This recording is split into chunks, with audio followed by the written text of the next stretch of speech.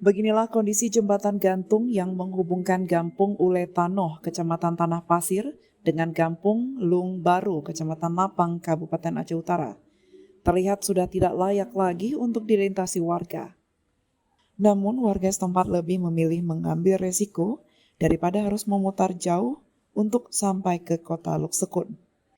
Padahal jembatan itu menjadi akses utama warga, lantaran jarak tempuh lebih dekat menuju ibu kota Aceh Utara dan bisa dilalui oleh kendaraan roda 4. Kecik Gampung Uletanoh, Kecamatan Tanah Pasir mengatakan, semenjak 3 tahun terakhir, jembatan gantung ini sudah tidak layak digunakan lagi, lantaran lantai dan alasnya sudah lapuk dimakan usia, hingga mengalami kerusakan parah. Meski demikian, ia berkata, masih ada warga, anak sekolah, santri yang masih nekat melintas di atas jembatan tersebut.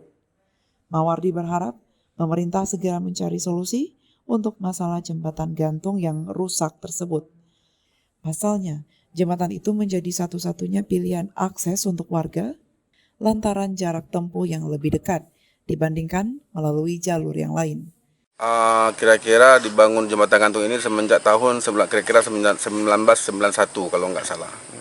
Jadi terus kondisinya sekarang ini sudah rusak total, nggak bisa dilalui lagi.